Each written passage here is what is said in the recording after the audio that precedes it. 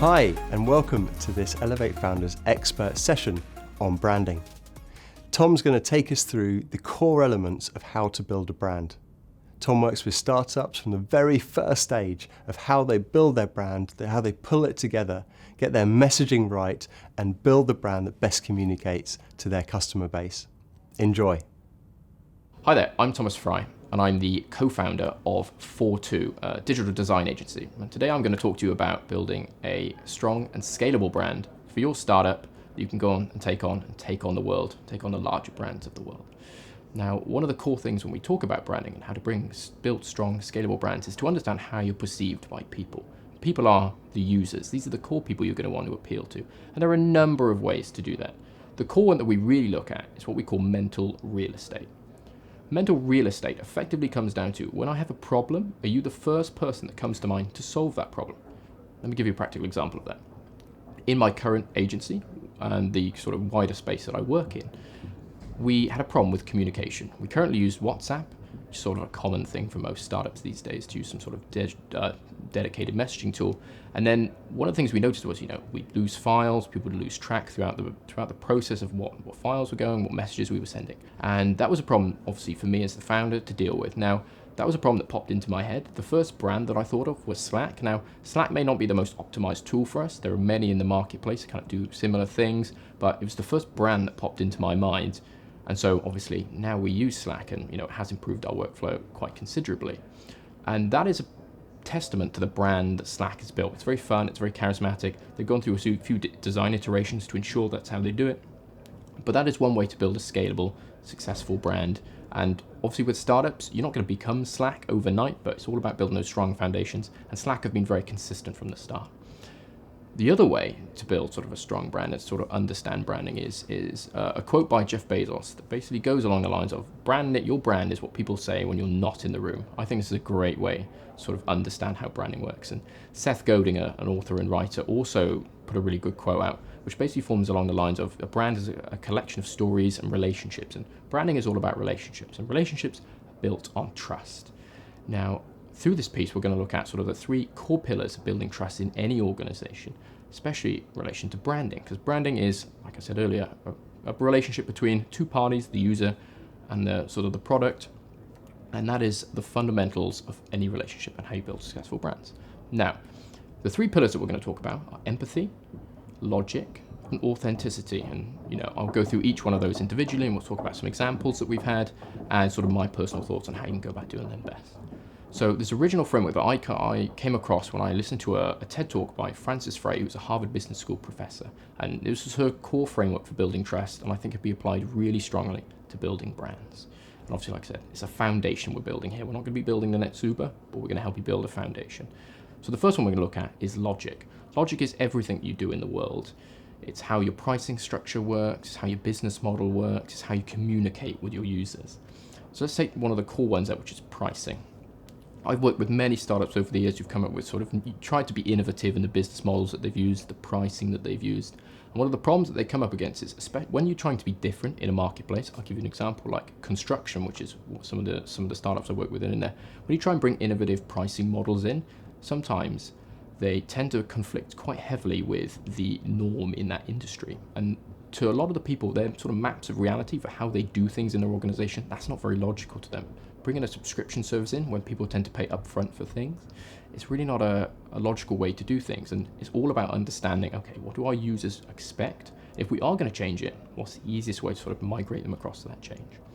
One of the other ones I talked about was business models. Now, a lot of startups like to be really innovative with their business models, try and stand out. One of the problems with that, again, is if your business model doesn't make sense to the users or you don't communicate it effectively, then the logic kind of breaks down. You don't appear very logical.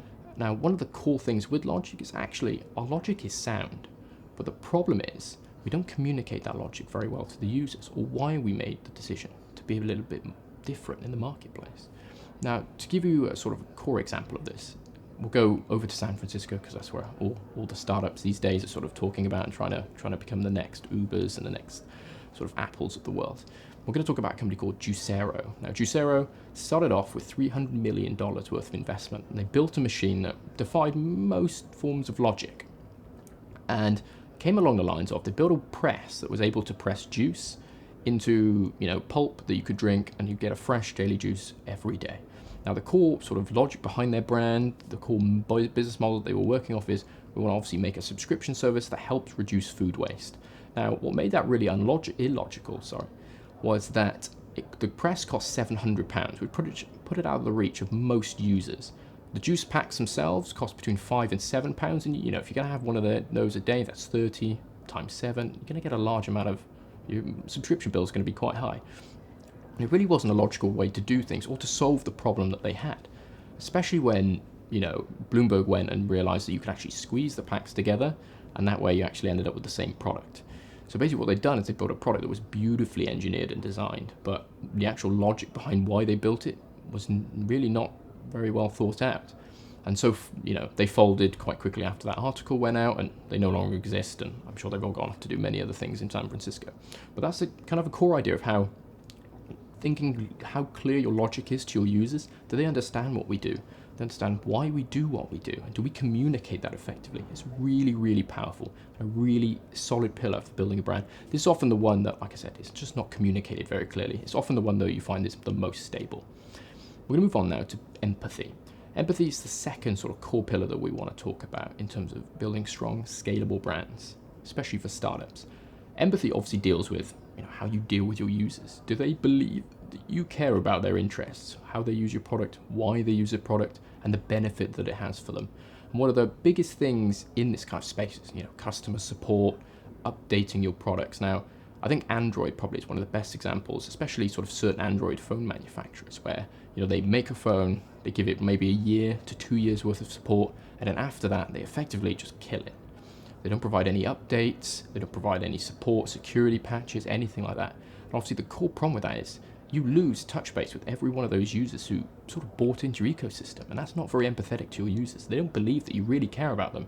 You really cut down on your updates after just 2 years of owning the product. And I mean, this could be a phone that costs you £900. And you can contrast that across to iOS, where you get support for maybe 5 to 7 years of your product. But again, at some point, you're going to come up to that empathy battle.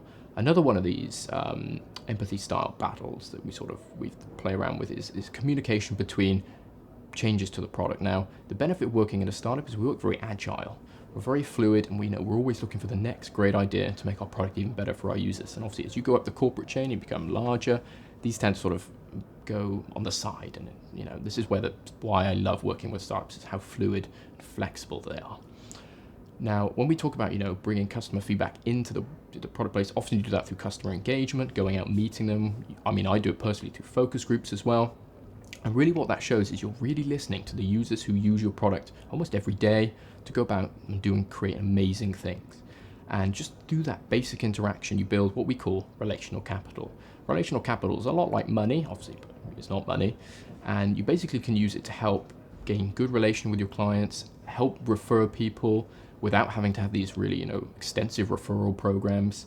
And it really just shows that you care about the users that you claim to care about. Obviously, I've worked with many brands over the years, and some of them have been better at this than others.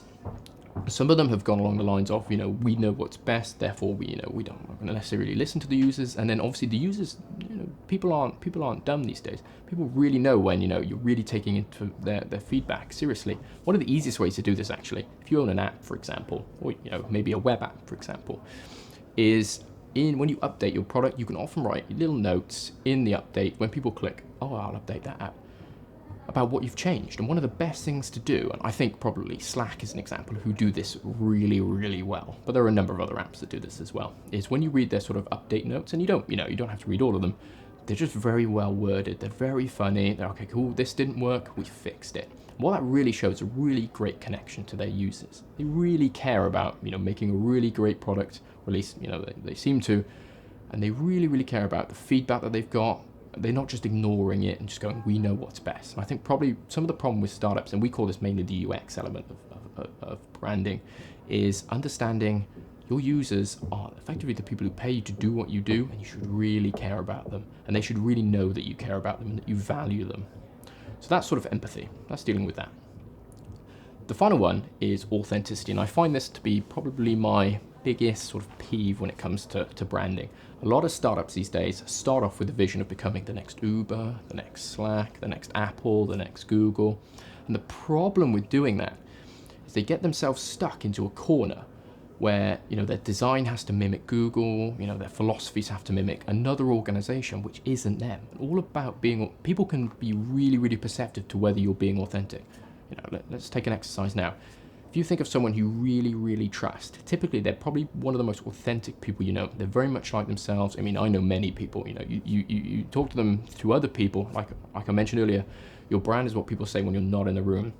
When they're not in the room, it's like, oh yeah, so-and-so is really, really cool. You know, it's very much himself, it's such a character. And you can do that without being in the room. If you can have that kind of impact, that's really, really good. But that's all about being authentic.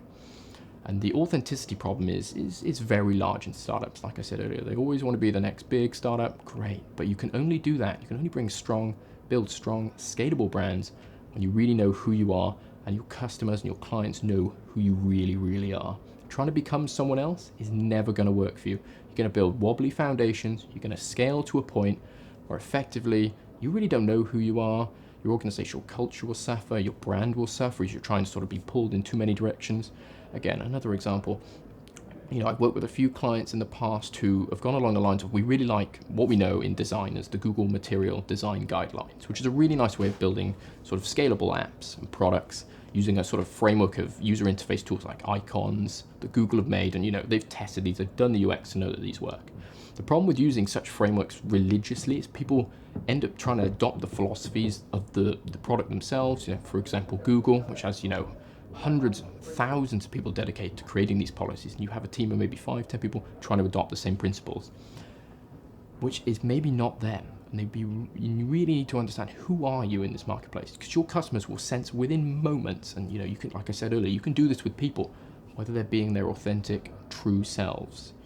And it's one of the sort of core defining factors of building a successful brand is you want to be known as a brand, be like, oh yeah, so-and-so's brand is brilliant. You know, they're very much themselves, they're very lively, or they're very straight to it, they're very direct. And you know, you can cross-match that with, there's a lot of psychology in there as well. And obviously that can play quite a heavy amount in your branding as well. That's not something we're going to cover in this video. I'd love to cover another video. I'm sure we'll be making a few more of these throughout the year. Thank you so much for watching this episode, and I really hope you enjoyed it. If you did, please subscribe and please comment below and tell us what you want more of these expert sessions on. We will go and find the experts. Thank you too to Runway East for letting us use these offices to film in. If you're looking for shared workspace to grow your startup from, I would highly recommend you use them. They're based in London and Bristol, but they're expanding fast, so do check them out. And thank you for watching.